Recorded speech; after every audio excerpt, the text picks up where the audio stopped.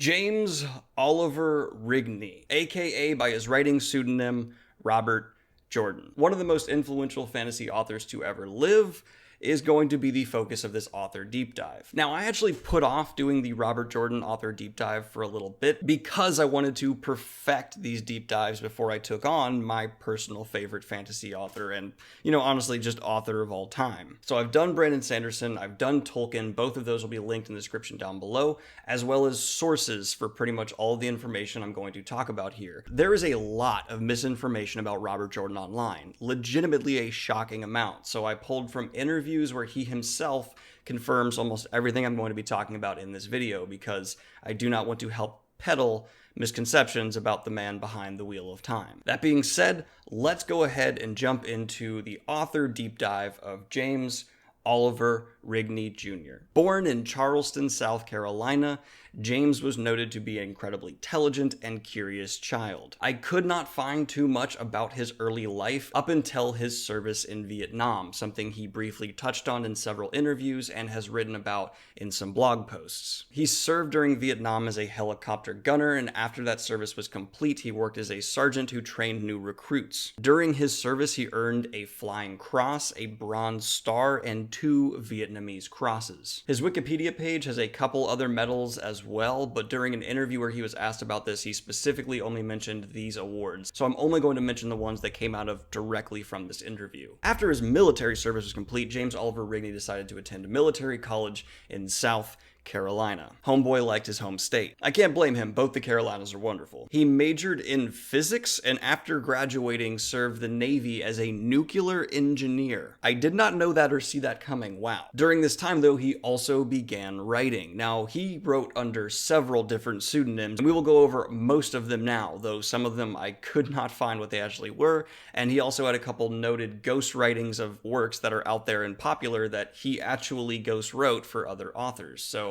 you could have read another Robert Jordan book and not even known it. Most notably, he did write several of the best received and well-known Conan stories. He wrote a historical fiction series under the pseudonym Reagan O'Neill, and he wrote a Western under the pseudonym Jack O'Reilly. But all of this leads up to his greatest success, The Wheel of Time. Now, I'm not going to claim it is the definitive best, but many reputable sources online have been quoted saying that The Wheel of Time is truly America's greatest fantasy series, and it's hard to think of others that can come in contention. The Wheel of Time is noted for its cultural diversity and depth, the incredibly complex hard and soft magic systems that exist within it, and having some of the greatest characters ever crafted in the fantasy genre, and maybe just crafted ever. And I actually found from Robert Jordan's mouth himself how long The Wheel of Time was originally supposed to be, because I myself, up until recently,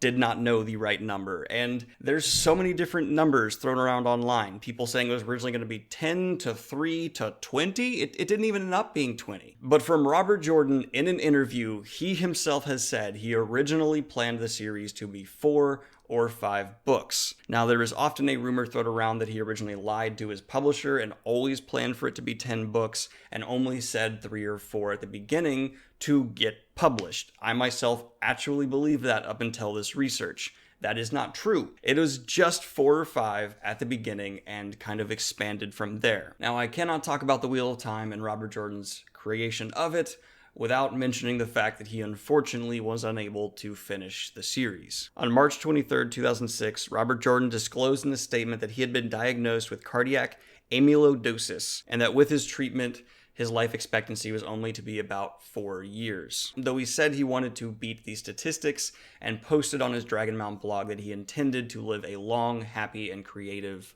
life. He passed in September 2007. Now, since then, there have been multiple donations set up in Robert Jordan's name to help donate to fight the illness that killed him, including the convention around the Wheel of Time, JordanCon, which donates every year to help fight this illness. And I will link down below to the same foundation that Jordan Kahn uses if you'd like to donate yourself. The waves of his death were pretty much felt throughout the fantasy community. Many authors put posts on their blogs or released statements saying how much Robert Jordan influenced their life, how impactful his writing was on their own. This includes from names like George R. R. Martin, who said he did not think his books might have even found their audience without Robert Jordan's review on his first book. And of course, the famous blog post Brandon Sanderson put out that was later read by Robert Jordan's widow, Harriet, and got him hired to finish the series. Brandon Sanderson did go on to finish the Wheel of Time series to much critical praise, but we will go back to focusing on Robert Jordan himself by shifting over to the criticisms he often faced as a writer. Some of these, I believe, are unfair and some fair. We're going to focus on the fair criticisms first, though, because there's a couple that even his most diehard fans will admit he did a little bit. Robert Jordan is accused of being overly descriptive at times. Yep, as well as his series length being off-putting to many readers, and while I personally love the length of the series because it just means more content, I get how it could definitely put off a larger audience from picking up the books. 14 books plus a one-off prequel is a lot. And there's also quite a bit of talk in fantasy circles online where they seem to dismiss the Wheel of Time for being not grimdark, and, well, I believe that is accurate. That's a modern current trend, and I don't believe something that you can criticize the Wheel of Time for because it's not what he set out to write. This is often used as a way to put down Wheel of Time. Okay? And it's not like the Wheel of Time shies away from having some more grim, dark times. Whatever, moving on. And I guess that allows me to transition into what I believe the not fair criticisms are, mainly focusing on around his portrayal of women and gender within the Wheel of Time series. Robert Jordan gave his female characters a lot of agency and a lot of character and ability to solve their own problems. We very rarely see the damsel in distress, and they're off doing their own badassery. And I believe, and many other fans agree with me, this results in quite a bit of people having issue with that, breaking away from the fantasy trope of having the woman in desperate need of saving from the strong male protagonist. Robert Jordan was certainly ahead of his time for this, and as time has gone on, this criticism has died down more and more, as the expectation of having strong female characters who solve their own problems are not reliant on men, it becomes more common and accepted as, you know, normal. But to the people who still say things like Nynaeve is a bitch, I recommend you look at character motivations and understanding of why people behave the way they do, because Nynaeve,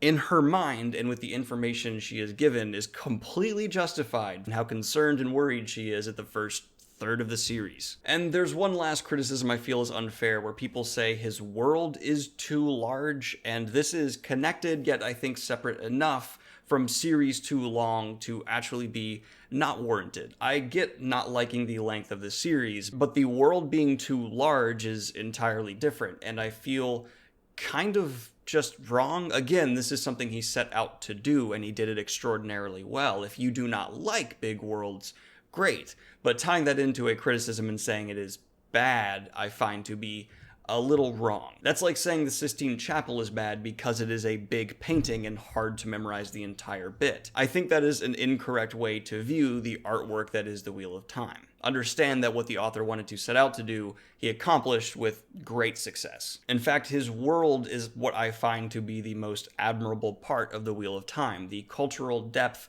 in my opinion, has yet to be reached again within the fantasy genre, which this allows me to transition into Robert Jordan's influence as an author. It is difficult to find a modern fantasy author who does not list Robert Jordan as being one of their influences. There are literally countless quotes floating around online from various interviews where other fantasy authors mentioned how impactful his writings are on what they do. And I believe as we get further away from the completion of the Wheel of Time, its influence will become clearer and clearer, and increasing the amount of time authors take for character arcs and evolution and cultural depth within the fantasy genre. And the final note I want to end this video on is that while I was doing this author deep dive, I have found almost no negative words said about Robert Jordan, or his real name, James Oliver Rigney Jr. Everyone who met him and worked with him just had pretty much positive things to say about his character and how he treated others. He seemed like a genuinely,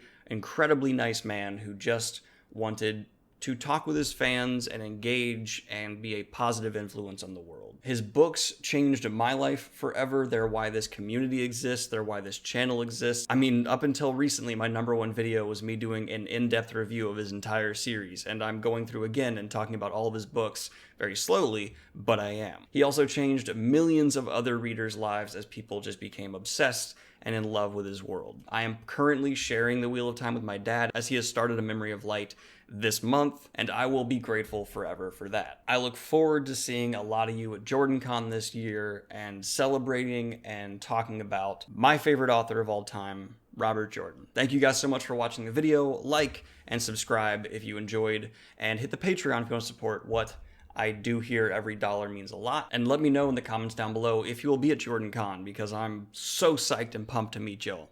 Have a good one. Peace.